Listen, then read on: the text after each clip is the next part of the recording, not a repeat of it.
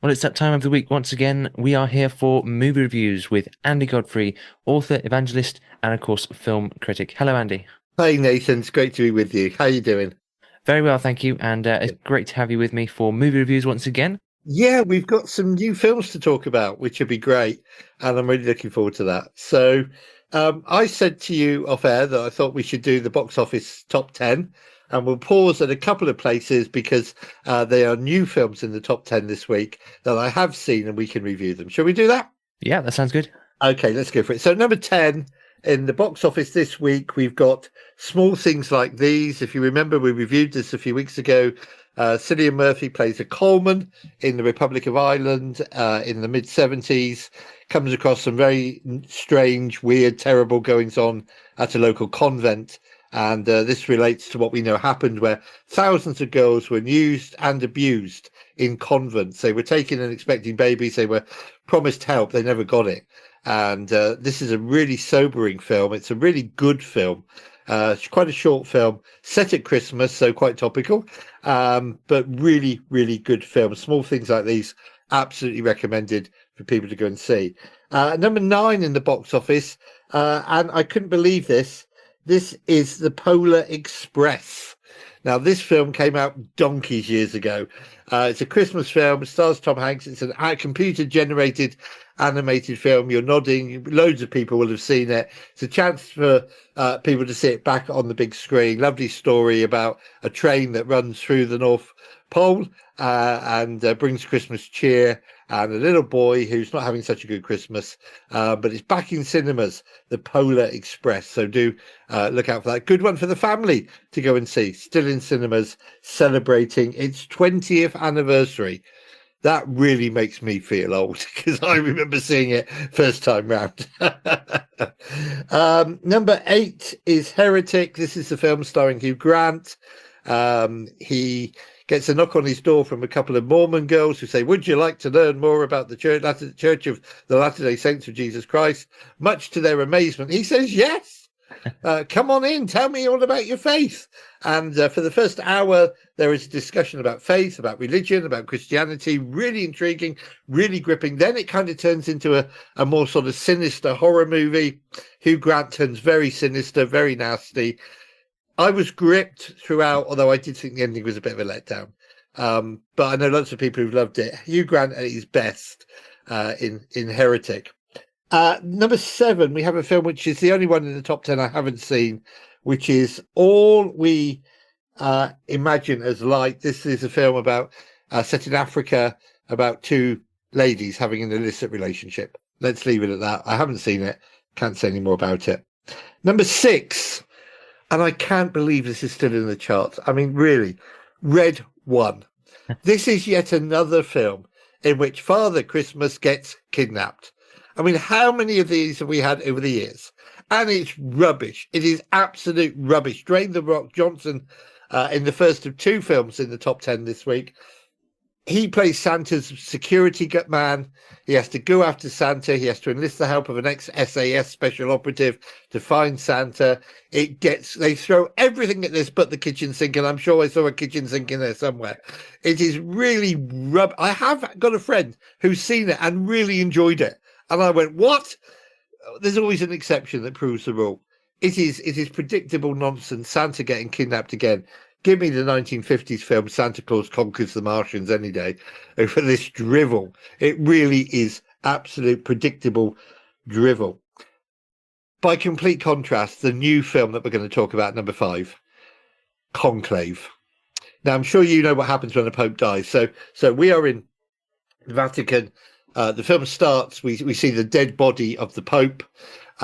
He's being prepared for his burial, and a conclave has been called. A conclave is when all of the archbishops from the Roman Catholic Church from all over the world come together in Rome to choose a new Pope.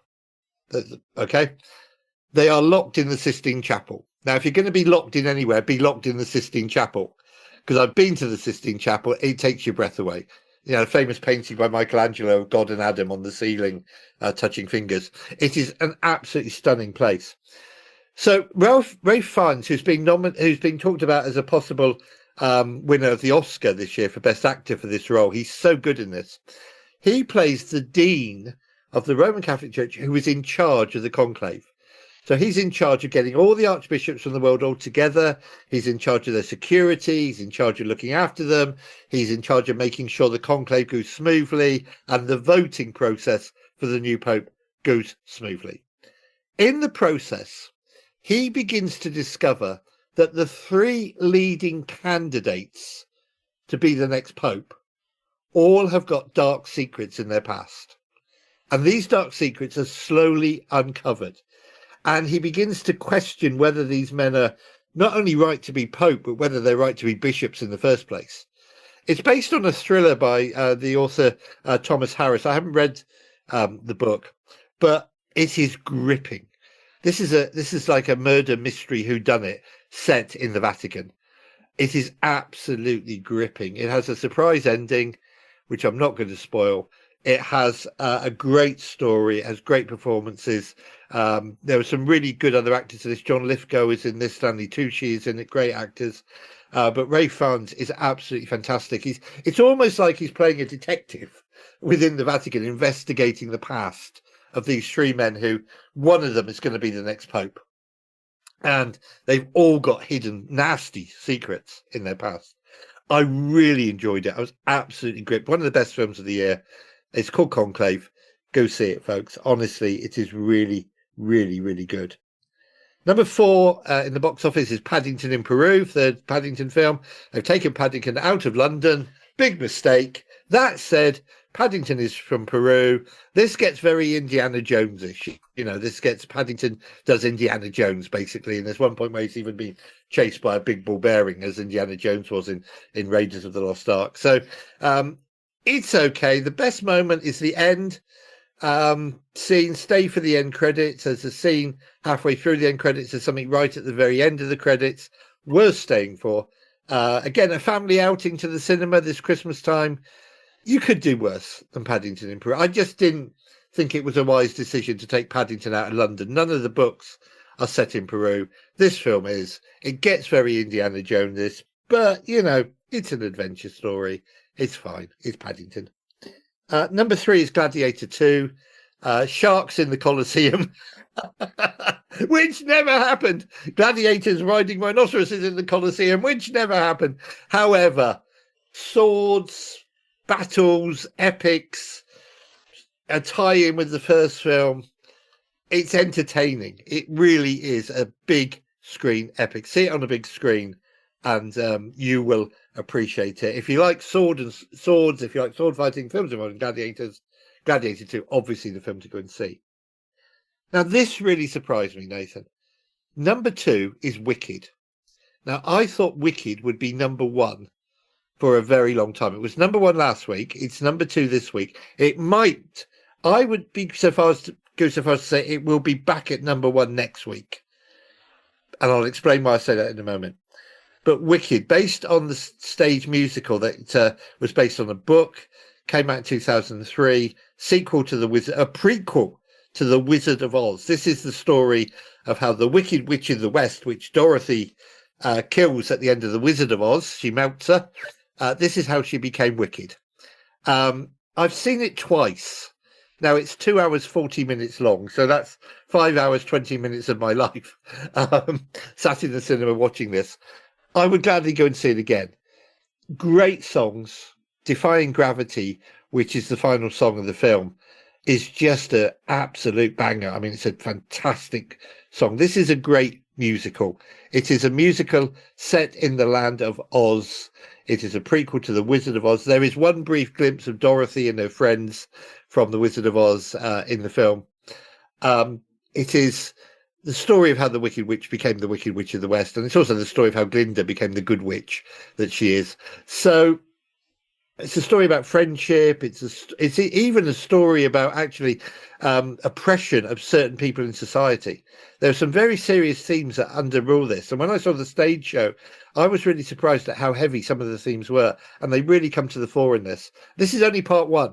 We get part 2 this time next year. It's a bit like when we had Lord of the Rings come out. We had to wait and wait and wait, didn't we? You know, I don't know about you. I got so impatient waiting for the next Lord of the Rings film. By the way, we'll be talking Lord of the Rings next week. So Wicked is, if you've seen the stage show and loved it, you know what to expect. You'll also know what's going to happen in part two, because, but it's a spectacle. Again, see it on the biggest screen possible. See it with the best sound possible. It's really, really good. Fantastic. Great musical. The reason why it's number two is because Disney released a new film this week. And parents, I think, in droves have been taking their kids to see this. So this is Moana 2. And Moana 2 has come straight in at number one in the box office. Straight in. Now, when I was in Paris a few weeks ago, there were posters for this everywhere. You could not move around Paris, around the metro, for seeing a poster for Moana 2. It is a sequel, obviously, to Moana. In that first film, Moana is a Hawaiian girl living on an idyllic sort of paradise type island. She has an adventure. She meets a demigod played by Dwayne "The Rock" Johnson. I said he was in 2 films in the top 10. He's covered in tattoos that move around and talk to him. Fantasy character. And she saves her people from destruction. And she becomes a friend of the sea. She's able to talk to the sea. Okay, so the sea becomes a living creature that Moana can relate to.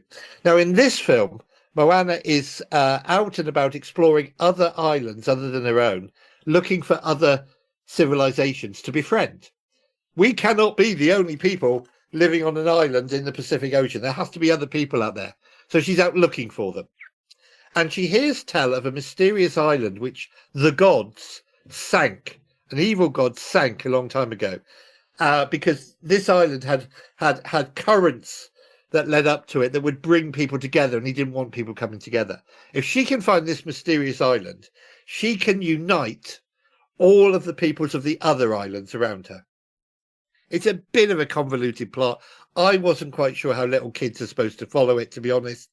I followed it, but I was having to concentrate.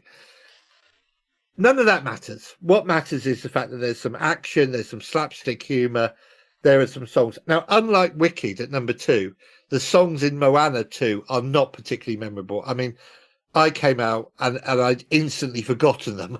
I came out of Wicked 2 humming some of the songs. I came out of Moana 2, I'd instantly forgotten the song, but people are clearly loving it. I mean, in its first week, it's gone straight in at number one and taken £12 million in the UK alone. And I think Disney must be breathing a sigh of relief, because originally the plan for Moana 2 was to put it straight onto Disney Plus, put it straight onto streaming. They changed their minds at virtually the last minute, Disney, and said, let's put it in cinemas. And I think they must be breathing a sigh of relief that it's done so well. My prediction, and I stand to be corrected on this, and I probably will be, but my prediction is that next week it will drop and be replaced again by Wicked at number one. We will wait and see. It's kind of fun. It's convoluted. It's a little bit complicated. There's some slapstick involving a bug-eyed chicken. There's some slapstick involving Dwayne "The Rock" Johnson with these tattoos that move around on his body. I didn't find it particularly funny. My daughter, Amy, who lives in Jersey, who is the world's leading expert on all things Disney, she went to see it. She went to the first screening that she could. She came out, she messaged me, she said, Dad, it's not as good as the first one. So there you go. But I know people who've loved it. I don't think it would be doing quite so well if it hadn't been, if it wasn't for the fact it's Christmas. They've chosen the time very definitely to release it. And I think that it's okay. But there you go. That's the box office top 10. The ones I would really recommend going to see: Wicked, Gladiator 2, Small Things Like These, and Conclave, the film set in the Vatican. It's really, really good. Just wanted to mention that there is a film out today called Rumours. Now, where do I begin with this one, Nathan? Rumours, I saw a few weeks ago at Universal head office in London at a press screening. And it is a film about the leaders of the G7 countries. Okay, so the G7, as we know, is an intergovernmental political and economic forum consisting of Canada, France, Germany, Italy, us, and America. Okay, so you've got these. Have I missed one out? Have I missed one out? Germany. Sorry about this. Let me just get the 7 right. The G7 is Canada, France, Germany, Italy, America, the United States, and additionally a representative from the European Union. Okay, so there are 7 leaders. So when this film Rumours opens, we are in front of a castle in Germany. There are 7 microphones all set up, and 7 people walk out. These 7 people are the leaders of those 7 countries. So we've got the European Union representative, we've got the Chancellor of Germany, played by Kate Blanchett, we've got the President of America, played by Charles Dance, and we've got the Prime Ministers of the other countries, including GB. They stand there for some photographs. They then go into the castle grounds. And as they're walking through the grounds, the President of Germany says to the other 6 international leaders, I've got something I want to show you. She takes them into the grounds, and to one side, there's an archaeological dig going on. And what they have uncovered is a very unusual body. It's a body, an ancient body, sort of covered in gel. Right? Very unusual. They can't identify it. They don't know what it is. The archaeologists say, we really don't know what we found here, but we found something amazing. An old, really old body covered in gel. The 7 leaders, now, please trust me on this. This is the weirdest film I've seen all year. The 7 leaders then go to further into the grounds, and they sit under a gazebo. They get served drinks. They get served food. And the 7 of them just sit around having a discussion. These 7 prime ministers. But then something begins to happen. They realise that their security detail, a couple of hours go by, they realise none of their security details have been in touch with them. They realise their phones haven't buzzed for a couple of hours, which you can imagine for a prime minister is quite unusual. They then realise that the waiters and waitresses haven't been to check on them for 2 hours. Something's going on. So the Prime Minister of France, of Italy, decides, right, I'm going to go back to the castle. I'm going to find out what's going on. When he gets back to the castle, he comes back to the group. There's nobody in the castle. Everybody's disappeared. We're isolated. It's just the 7 of us. Everybody's gone. They then begin to realise that something really catastrophic may have happened to the world. People have disappeared. They walk back through the grounds and they encounter, this is where it gets so weird, they encounter a giant brain. Now, that's not a spoiler because it's in the trailer. There is a giant brain sitting in the grounds. Just a brain. They then have to try and get back to the castle, but these slimy creatures that the archaeologists have uncovered are starting to come to life and chasing. Now, that's really told you too much, but that's all I want to say. This is a weird end of the world apocalyptic film. I mean, seriously. It's about the end of the world. It is about how nations, rather than working together as they're supposed to be working together, have destroyed the world. It is about how clever mankind thinks he is, but he actually isn't. It's got some great performances. Charles Dance is Joe Biden. I mean, he literally embodies what the president of America. Kate Blanchett is brilliant as the president of Germany. It is a film that I laughed at and I kind of went, what is going on? It's weird. It is absolutely bonkers. And I like bonkers. I really like bonkers. It won't be to everybody's taste. A lot of people are going to see this and going to go, oh, hated it, didn't understand what was going on, didn't get it, but you have to suspend disbelief going into this. It's a 15 certificate. You have to suspend disbelief. You have to say, okay, I'm going to go into this knowing that this is going to be really, really weird. Okay. And the ending is, well, so go see it. It's called Rubus. It's out in cinemas today. I saw it about 4 weeks ago at the Universal head office in London on a small screen. Honestly, it has stayed with me. one of the films that has stayed with me. It's thought-provoking. It will provoke discussions about politics. It will provoke discussions about the end of the world. I am going to use it in sermons to talk about the end of the world, and Jesus Christ coming again, because that's what we believe as Christians the end of the world holds. Honestly, it is, but it is just, the only word is weird. The only word is weird. Kate Blanchett was on a political program on Sunday morning being interviewed about it. And she said when she first read the script, she didn't know whether to laugh or cry. And that's kind of the response that I had to it. So rumours in cinemas today, weird. Go see it. Shall we do just a couple of films for home viewing this weekend, Nathan? Yeah, that sounds good. I don't know what the weather's like up there. It's pouring with rain here in Milton Keynes, so people may not want to go out. So 2 films that are out for streaming, and one of them is a Christmas film, but we'll come to that in a moment. So the first one I just wanted to mention is If. So I don't know, Nathan, if you, when you were small, had an imaginary friend. I apparently did. I think I did, actually. Okay, no, fine. Lots of kids have got imaginary friends, right? So the question that this film asks is, what happens to our imaginary friends when we grow up? And the answer is they go to a retirement home for imaginary friends. I'm not kidding. So this is obviously a fantasy. We meet a little girl who is who discovers, and I'm for a magical process, this home full of imaginary friends of different, and she tries to reunite the imaginary friends with their original friends. That's what she's on a mission. She's trying to reunite older people with their imaginary friends who are now older as well. Okay, so the imaginary friends are real in this world. If this film had been made by Steven Spielberg with Tom Hanks starring in the lead, we would all be going, it's a classic. It is an absolute classic. It's a work of genius.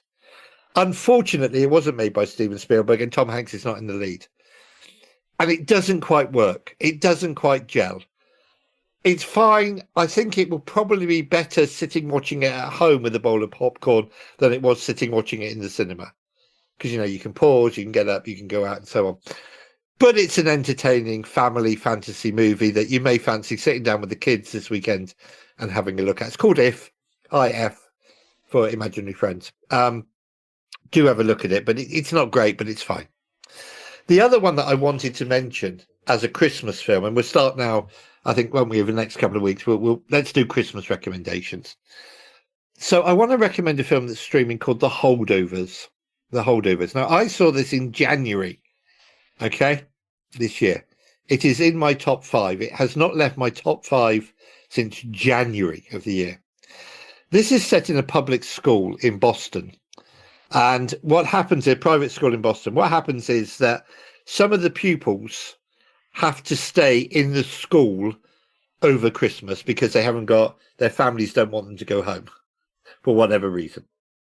One's got a very rich dad and his dad and mum have shot off to the Alps and they've left him behind, So you got some kids who are holdovers. They have to stay in the school over Christmas, which means that one of the teachers has to stay in the school over Christmas to look after them, to supervise them. And there's a bit of a sort of lottery held as to which teacher is it going to be who's going to have to stay in the school over Christmas. Okay. Unfortunately for him, the teacher that's chosen has to look after these kids. He has to take care of them. He has to look after them. He has to, so I'm just trying to bring up the cast on my phone. That's okay. He has to take care of them. There's one boy in particular who gets left behind that this teacher, played by Paul Giamatti, has to look after. The only other person in the school, by the way, is the cook who cooks meals for them.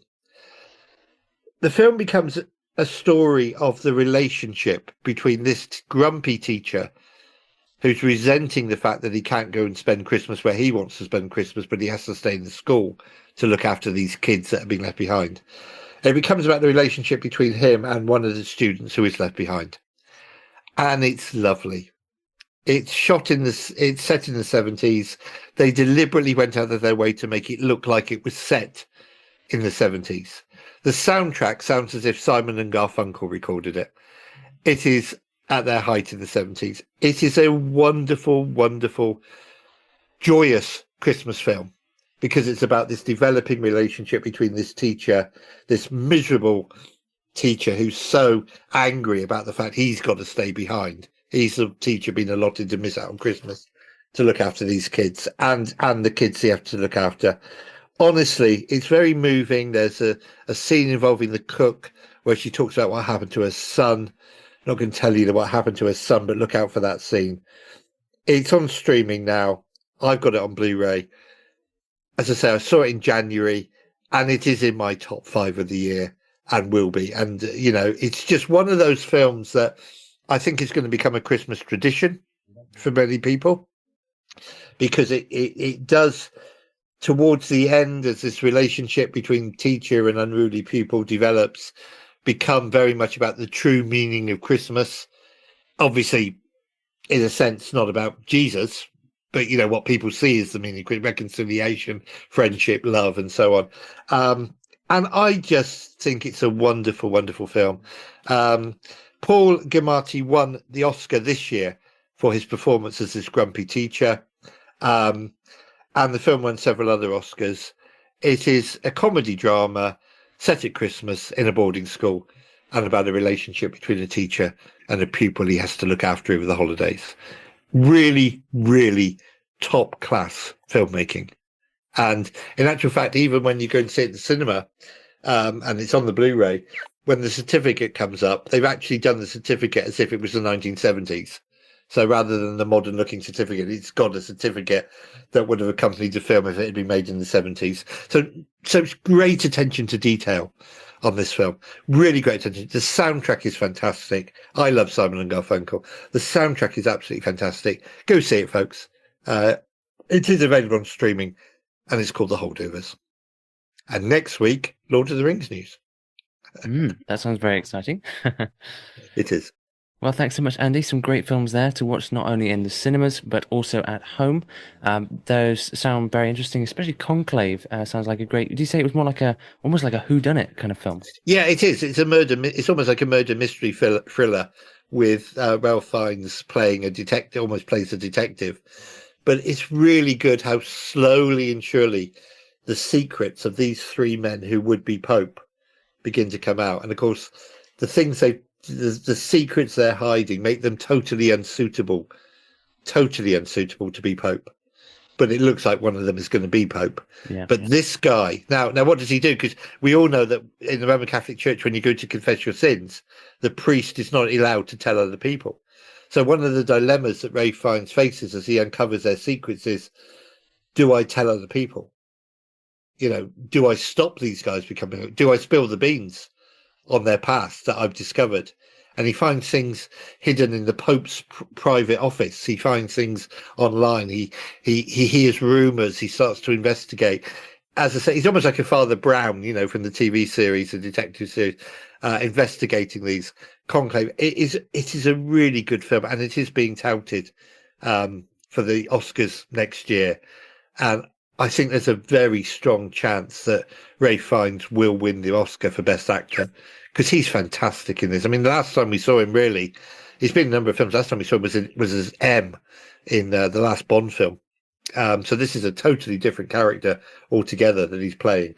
But it's engaging. I sat on the edge of my seat trying to figure things out myself. Who's who and how's this going to end and who's going to be the Pope and which one is going to be elected or will the secrets come out? And the revelations are really good, really well handled. As I say, it's based on a best-selling book, which I haven't read. I'm going to read the book now, and I'm going to go back and see it again because honestly, it really is worth seeing. Well, excellent. Thanks so much, Andy. Some great films there. Great from families. Got Moana, If, and also The Holdovers as we come toward Christmas. That sounds really good, honestly, to be honest. I mean, The Holdovers is great. The Holdovers is great. The Holdovers is this comedy drama film that just is so engaging and so lovely and so warming, really, as it goes on. It starts off quite cold. I mean, the teacher walks in the room on the last day of class and he says he's handing out exam results And he says, none of you have passed your exams. And frankly, I'm not surprised because you're all useless idiots, you see. And then they go off for Christmas and some kids are left behind. That's how it kind of starts. Wow. There's a really funny scene when he's handing out the results of the exam papers, and one of the pupils puts his hand up and says, "Sir, I can't imagine why I've got a D plus for my exam." And he says, "No, that's because you have no imagination." And there's lots of feedback, lots of comeback. Honestly, I saw it in January. It came out here in January last year. It's been with me all year. It's now available on streaming, and people need to see it. It's really good. 12A certificate. Yeah, well, that does sound like a really good change to a lot of the Yeah. Christmas films we see, which are very, very funny, very exciting, very silly, even. But that sounds like a bit more of a It's much more I serious mean, plotline. it's so much better than Red One, where Santa Claus gets kidnapped again. You know, Red One is just terrible. If we do a Christmas special in a couple of weeks' time, we'll count down some Christmas films. But Red One won't be in them. I mean, it's just But the Holdovers will be. The Holdovers, I think, will become a Christmas tradition. Every now and again, a film comes out at Christmas, and you think, I'm going to watch that every Christmas. I mean, for me, it's The Wizard of Oz. It's The Muppet Christmas Carol.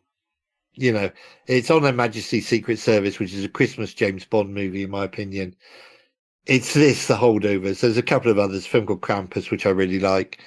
So I think this will be up there with Home Alone and with Die Hard and the other great Christmas movies that we love. I think people will love it, and I did. Yeah, Yeah, well, we'll have to wait and see. But thanks so much, Andy, for bringing us these movie reviews my once pleasure. again. I'll Let's see you hear again next people's week. views. Yes, absolutely. Love to hear your views on some of these films that Andy Godfrey has reviewed, and let us know. hello@pure247radio.org. But thank you so much, Andy. My pleasure. Thanks, Nathan. God bless you. God bless everybody at Pure. See you soon. The Pure newsletter comes out once a month and is designed to build up, entertain and encourage you.